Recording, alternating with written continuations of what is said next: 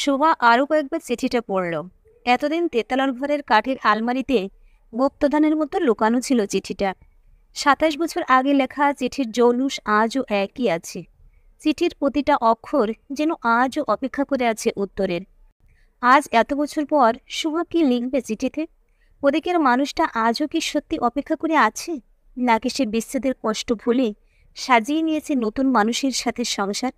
শোভার খুব জানতে ইচ্ছে হচ্ছে, কেমন আছে পারিজাত? কতদিন অপেক্ষা করেছিল সে? কত রাত জেগেছিল সে? প্রার্থনা মঙ্গল কামনা করেছিল, নাকি অভিশাপ? এইসব ভাবতে ভাবতেই আরও একবার চিঠিটায় চোখ বুলিয়ে নিল শোভা। 15ই শ্রাবণ, 1404। প্রিয় সুহাসিনী, তোমার চিঠি আমি পেয়েছি। তোমার চিঠি পেয়ে আমার দুই রকমের অনুভূতি হয়েছে।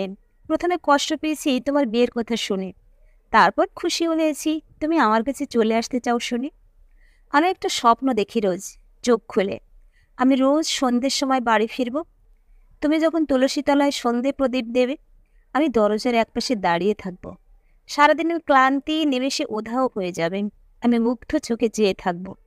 ভালোবাসার মধ্যে মুগ্ধতা থাকতে হয়। সময়ের সাথে সাথে চেহারার পরিবর্তন হলেও মুগ্ধতা আজীবন থেকে যাবে। শেষ জীবনে আমাদের শরীরের চামড়া যখন কুঁচকে যাবে, কালো চুল সাদা হবে, সেই দিন একে অপরের হাত ধরে লাঠি হব। সেদিনও আমি মুগ্ধ হয়ে তোমায় দেখব, সেই প্রথম দিনের দেখার মতো। তোমাকে এই কদিনের ব্যস্ততার জন্য চিঠি লিখে জানানো হয়নি আমি একটা চাকরি পেয়েছি। তোমার প্রেমিক এখন বেকার নয়। তোমার কথা মতো কবিতাও লিখছি। কিছু কবিতা জমা রেখেছি মনে, তোমায় দিয়ে লেখাবো বলে। আজ আর চিঠিতে কোনো কবিতা লিখলাম না। আমার কেন জানি মনে হচ্ছে তোমার মন ভালো নেই। তুমি সিদ্ধান্ত নিয়েছ তুমি আমার কাছে আসবে বলে। তবে এই সিদ্ধান্ত নেওয়ার আগে তোমাকে অনেক ভাবতে হয়েছে আমি জানি। আমি ভীষণ খুশি, তবে এটাও জানি সব ছেড়ে আসতে তোমার কষ্ট অনেক হবে। বাবা মা পরিবার ছেড়ে আসা সহজ নয়। তবে আমি কথা দিচ্ছি কোনো দিন তোমায় কষ্ট পেতে দেব না। বিয়ের পর তোমার বাড়ির সকলে ঠিক মেনে নেবেন। আমাকে আনতে যেতে মানা করেছ, তুমি নিজে একা আসতে চেয়েছ। ঠিক আছে, চলে এসো তাড়াতাড়ি, আমি অপেক্ষা করব। বাড়িতে আমি না থাকলে চাবি থাকে আমার বাড়ির ডান পাশের কাকিমাদের বাড়িতে। তারা তো তোমাকে চেনেন, তোমার কোনো সমস্যা হবে না। আমার বাড়িটা এখন শ্রীহীন। তুমি আসলে সংসার বাঁধব। এই অগোছালো জীবন আর ভালো লাগে না। তোমার সাথে গুছিয়ে নেব সংসার আর জীবন। তোমার পারিজাত। চিঠিখানা বুকে জড়িয়ে নিল শোভা। 27 বছর আগে লেখা চিঠির উত্তর কি দেবে সে? কিন্তু আজ যে উত্তর দিতেই হবে, নয়তো সে অপরাধী হয়ে থেকে যাবে। অনেক ভাবনা চিন্তা করে সে লিখতে বসল। 15ই আষাঢ়, 1431। প্রিয় পারিজাত, কেমন আছো জানতে চাইব না। যদি দেখা হয় তাহলে জানতে পারবো।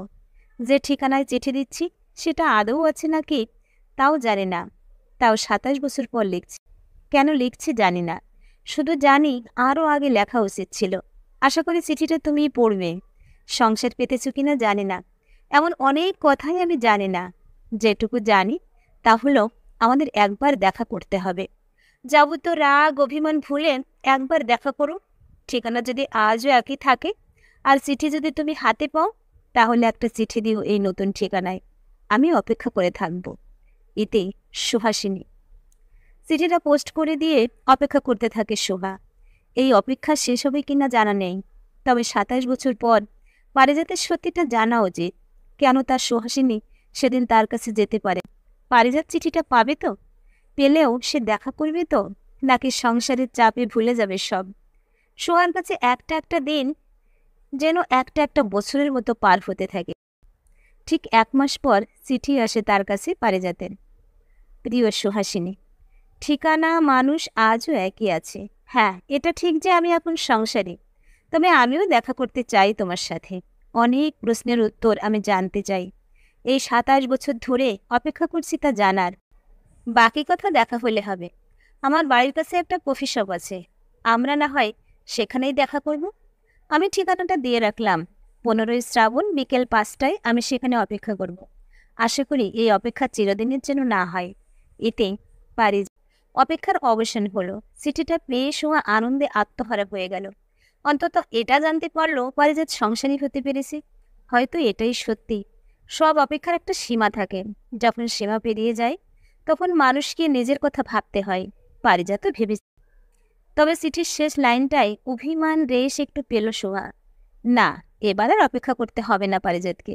সোহা যাবে দেখা করতে। পছন্দের সে নীল রঙের শাড়িটা পরে নিল সোহা। খুব অল্প সাজ, তার মধ্যেও বারবার আয়নায় দেখে নিচ্ছে নিজেকে। সবকিছু গুছিয়ে নিয়েছে, একটা জিনিসও বাদ নেই। ব্যাগের মধ্যে সব ঢুকিয়ে নিয়ে বেরিয়ে গেল সে। চিঠির দেওয়া ঠিকানায় পৌঁছাতে সময় লাগলো পুরো 3 ঘন্টা। 5 মিনিট লেট সোহা। মনে মনে ভয় শুরু হলো, পারিজাত আসবে তো, নাকি প্রতিশোধ নেবে অতীতের। কফি শপে সেরকম ভিড় নেই, প্রতিটা টেবিলে কাপড়রা গল্প করছে। এদিক ওদিক তাকাতে চোখ গেল কোণের টেবিলের দিকে। বছর 55 এক ভদ্রলোক, পরনে সাদা রঙের পাঞ্জাবি, ফর্সা গড়ন, চুলগুলো কালো সাদা, মুখে আলাদা এক উজ্জ্বল ভাব। দেখেই বোঝা যায় অন্তত সুখী একজন মানুষ। শোভা কাছে গিয়ে বলল, পারিজাত বাবু। পারিজাত বাবু মুখ তুলে তাকালেন। কাকে দেখছেন তিনি? সুহাসিনী যেন আজও সেই একই বয়সে আছে। এটা কিভাবে সম্ভব? উঠে দাঁড়ালেন তিনি। একটু ঘাবড়ে গিয়ে বললেন, সুহাসিনী তুমি? সোহা ধীরে ধীরে বলল, বসুন আপনি। আপনার সাথে দেখা করতে পেরেছি, এটাই অনেক বড় ব্যাপার আমার কাছে। আমি সুহাসিনী নই, তার মতো হতেও পারবো না। এতটা ত্যাগী মানুষ হওয়া চারটিখানি ব্যাপার নাকি? সারা জীবন নিজের ভালোবাসার সব স্মৃতিকে একটি কাঠের আলমারিতে লুকিয়ে রাখা শুধু তার পক্ষেই সম্ভব। আমি তার মতো মহান মানুষ হতে পারবো না। তবে অনেকেই বলেন যে আমি নাকি তার মতোই দেখতে, আর হবই বা না কেন? আমি যে তারই মেয়ে সোহানি। পারিজাতবাবু কিছুক্ষণ চেয়ে থাকলেন সোহার দিকে, তারপর মুচকি হাসি নিয়ে বললেন, আমি কিছুটা আগেই বুঝতে পেরেছিলাম। চিঠিতে হাতের লেখা দেখে। সুহাসিনীর হাতের লেখা আমি চিনি, কিন্তু তুমি কেন আমার সাথে দেখা করতে চাইলে সেটাই বুঝতে পারছি না। সোহা ধীরে ধীরে উত্তর দিল, আপনাকে কিছু দেওয়ার আছে, আর জানানোর আছে। সেদিন মা আপনার কাছে যেতে পারেননি, কারণ আমার দাদু মানে আমার মায়ের বাবার হঠাৎই স্ট্রোক হয়, আর সেদিনই তিনি মারা যান। তাই হয়তো মা তার পরিবারকে ছেড়ে যেতে পারেননি। আপনাকে চিঠি লেখার সময়ও হয়ে ওঠেনি। শোক কাটিয়ে ওঠার আগেই মায়ের বিয়ে হয়ে যায় আমার বাবার সাথে। আমার বাবা ভীষণ ভালো মানুষ, তিনি আমার মাকে ভীষণ খুশিতে রেখেছিলেন। দায় দায়িত্ব সব পালন করেছেন, এখনো করছেন। আমার মাও সংসারের সব কর্তব্য পালন করেছেন। আমাদের তেতলার একটা ঘর আছে। আমাদের তেতলার একটা ঘরে ছোট থেকেই আমার যাওয়া নিষিদ্ধ ছিল। বাবা নিষেধ করেছিলেন, এমনকি বাবাও যেতেন না, যেতেন শুধু আমার মা। আমি যখন ছোট ছিলাম, দুপুরে লুকিয়ে লুকিয়ে দেখতাম মা যেন কী সব লিখতেন। তারপর লেখা হলে কাঠের আলমারিতে ঢুকিয়ে রেখে দিতেন। আলমারিতে চাবি দেওয়া থাকতো না, তবে আমি বা আমার বাবা কেউই কোনোদিন আলমারি খুলে দেখিনি। বাবা মায়ের এই গোপনীয়তাকে সম্মান করতেন। তবে মা আমায় অনুমতি দিয়েছিলেন বলে আমি আলমারি খুলে দেখেছি। মা অজস্র কবিতা লিখেছেন, তার সাথে আপনার এই চিঠিটা পেয়েছি। পারিজাতবাবু কিছুটা অবাক হয়ে বললেন, তোমার মা জানে তুমি আমার সাথে দেখা করতে এসেছ? সোহা কিছুক্ষণ চুপ থাকার পরে বলল, মা আর নেই। মা আমাদের ছেড়ে চলে গেছেন না ফেরার দেশে। ক্যান্সার হয়েছিল মায়ের। যাওয়ার আগে এই গুপ্তধন আমাকে দিয়ে গেছেন। হয়তো তিনি চেয়েছেন 27 বছর আগের সত্যিটা আপনার জানা দরকার।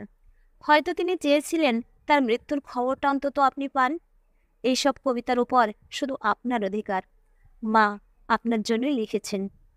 পারিজাত চুপ করে আছেন, কিছু বলার মতো শব্দ নেই। এত বছর ধরে চোখের জল কি তাহলে অভিশাপ হয়ে দাঁড়ালো সুহাসিনীর জন্য? কিন্তু তিনি তো তাকে ভালোবাসেন। এক অদ্ভুত নীরবতা ছেয়ে গেল যেন চারিদিকে। সোহা চোখের জলকে গোপন করে বলল, ক্ষমা করবেন আমায়। আপনি এখন সংসারী মানুষ, আপনাকে এইভাবে চিঠিটা লেখা উচিত হয়নি। তবে আপনাকে সত্যিটা জানানোর জন্যই আমি বাধ্য হয়েছি। এবার আমায় যেতে হবে। আপনার অপেক্ষার অবসান হলো আজ। ভালো থাকবেন। চলে যাওয়ার মুহূর্তে পারিজাতবাবু পিছন থেকে ডেকে বললেন, আমার সংসার দেখবে না? কাছেই আমার বাড়ি, বেশি সময় লাগবে না। শোভা না করল না। পারিজাতবাবুর সাথে তার বাড়ি গেল। হাঁটা পথে 5 মিনিট লাগলো। বাড়ির গেটে তখন চাবি দেওয়া। পারিজাতবাবু চাবি খুললেন। সোহা একটু অবাক হয়ে বলল, বাড়িতে আজ কেউ নেই নাকি? পারিজাতবাবু বললেন, আছে, সব আছে। বাড়িতে ঢুকলে জানতে পারবেন। সোহা ঢুকেই চমকে গেল। এত সুন্দর বাড়িতে রুমের সেরকম কোনো আসবাবপত্র নেই, শুধু দরকারি কয়েকটা ছাড়া। সামনের চেয়ারটা টেনে বসতে বললেন তিনি সোহাকে। সোহা বসল। তারপর বলল, আপনি যে বললেন সবাই আছে এই ঘরে, কাউকে তো দেখতে পাচ্ছি না। পারিজাতবাবু হাসতে হাসতে পাশের ঘর থেকে একটা পুরনো ছোট একটা বাক্স নিয়ে এসে বললেন, এই দেখো, এখানে আমার সংসার। বাক্সটা খুলে সোহা দেখল তার মায়ের সব চিঠি ওখানে রাখা আছে, পরম যত্নে, ভালোবাসায়। পারিজাতবাবু বললেন, তোমার মা চেয়েছিল সে এসে সংসার নিজের হাতে গুছিয়ে দেবে, অপেক্ষা করতে বলেছিল। আমি আজও অপেক্ষা করে আছি। তবে আজ অপেক্ষার অবসান হলো। তোমার মায়ের সারা জীবনের লেখা চিঠি আর কবিতা নিয়ে আমি বাকি জীবনটা পার করে দেব। সোয়া কাঁদছে, পারিজাতবাবু কাঁদছেন। সোয়াকে এবার ফিরতে হবে, বাবা অপেক্ষা করে আছেন। যাওয়ার আগে পারিজাতবাবুকে প্রণাম করে বললেন, আমি আবার আসব। আজকের এই ডিজিটাল যুগেও আপনি চিঠি লিখবেন আমায়, তবে এবার সুহাসিনীকে নয়, আপনার মেয়ে সুহানীকে। সোয়া চলে যেতেই সুহাসিনীর লেখা কবিতাগুলো বুকে জড়িয়ে অঝরে কাঁদতে লাগলেন পারিজাতবাবু। প্রিয় বন্ধুরা, গল্পটা কেমন লাগলো কমেন্ট করে জানাবেন। ভালো লাগলে একটা লাইক দিবেন। আর পরবর্তীতে এরকম আরও গল্প শুনতে চাইলে আমার চ্যানেলটা সাবস্ক্রাইব করে পাশে থাকুন। ধন্যবাদ।